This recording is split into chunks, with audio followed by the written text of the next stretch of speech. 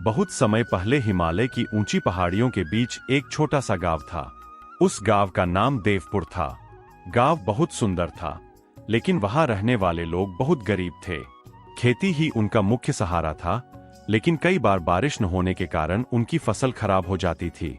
गांव के बाहर एक पुराना जंगल था और उसी जंगल के बीच एक छोटा सा प्राचीन मंदिर था।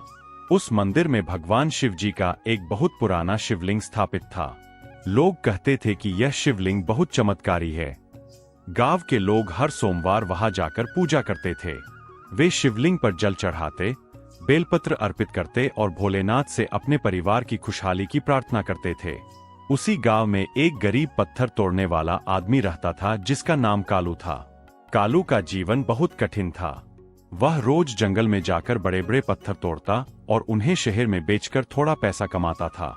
उसकी पत्नी और 2 छोटे बच्चे थे। कई बार ऐसा होता था कि दिन भर मेहनत करने के बाद भी उसे इतना पैसा नहीं मिलता था कि वह अपने परिवार के लिए भरपेट खाना ला सके। लेकिन कालू के मन में भगवान के लिए बहुत श्रद्धा थी। हर सुबह वह काम पर जाने से पहले मंदिर जाता और भगवान शिव जी के सामने हाथ जोड़कर कहता, हे भोलेनाथ, मैं बहुत गरीब हूँ। मेरे पास आपको चढ़ाने के लिए कुछ नहीं है। बस मुझे इतनी ताकत दीजिए कि अपने परिवार का पेट भर सकूं। फिर वह जंगल में जाकर पत्थर तोड़ने का काम शुरू कर देता। एक दिन कालू को जंगल में एक बहुत बड़ा और अजीब सा पत्थर मिला। वह पत्थर बहुत चमकदार था और देखने में भी अलग लग रहा था। कालू ने सोचा कि अगर वह इस पत्थर को तोड़ देगा तो शायद उसे अच्छे पैसे मिल जाएंगे। उसने हथौड़ा उठाया और पत्थर पर मारने ही वाला था कि अचानक उसे किसी की आवाज सुनाई दी। आवाज बहुत शांत और गहरी थी।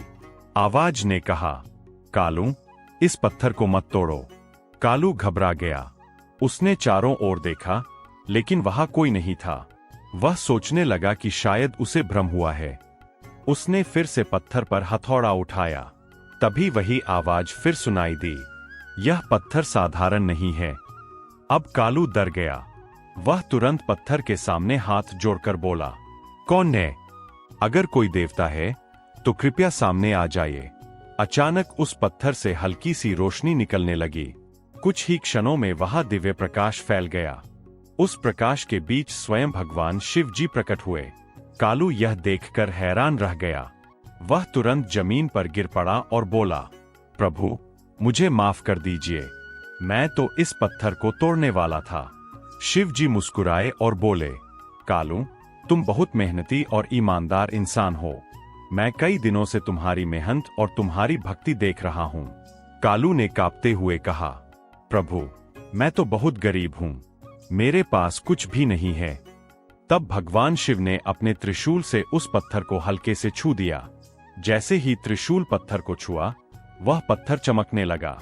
कुछ ही क्षणों में वह साधारण पत्थर सोने के पत्थर में बदल गया। कालू यह देखकर हैरान रह गया। शिव जी बोले, यह पत्थर अब सोने का बन चुका है। इसे बेचकर तुम अपने परिवार और गांव के लोगों की मदद कर सकते हो। लेकिन कालू ने हाथ जोड़कर कहा, प्रभु, मुझे इतना धन नहीं चाहिए। मुझे बस इतना चाहिए कि मेरे परिवार को भूखा न रहना पड़े। शिव जी यह सुनकर बहुत प्रसन्न हुए। उन्होंने कहा, तुम्हारा मन बहुत पवित्र है, इसलिए मैं तुम्हें एक और वरदान देता हूँ। इतना कहकर उन्होंने उस पत्थर को फिर से छुआ। अब वह पत्थर एक सुंदर शिवलिंग में बदल गया। शिव जी बोले, इस शिवलिंग को गांव में स्थापित करो। यहाँ जो भी सच्चे मन से पूजा करेगा, उसकी मनोकामना पूरी होगी। इतना कहकर शिव जी अंतर्ध्यान हो गए। कालू उस शिवलिंग को लेकर गांव पहुंचा और उसने सारी घटना लोगों को बताई। गांव के लोगों ने मिलकर उस शिवलिंग को मंदिर में स्थापित किया।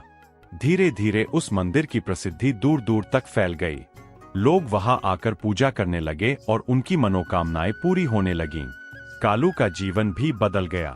अब उसे रोज पत्थर तोड़ने की जरूरत नहीं पड़ती थी, लेकिन उसने कभी घमंड नहीं किया।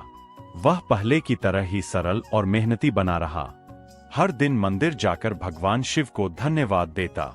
धीरे धीरे देवपुर गांव भी समृद्ध हो गया। लोग कहते थे कि यह सब भोलेनाथ की कृपा और कालू की सच्ची भक्ति का परिणाम है। कहानी से शिक्षा, भगवान हमेशा सच्चे और मेहनती लोगों पर अपनी कृपा बरसाते हैं।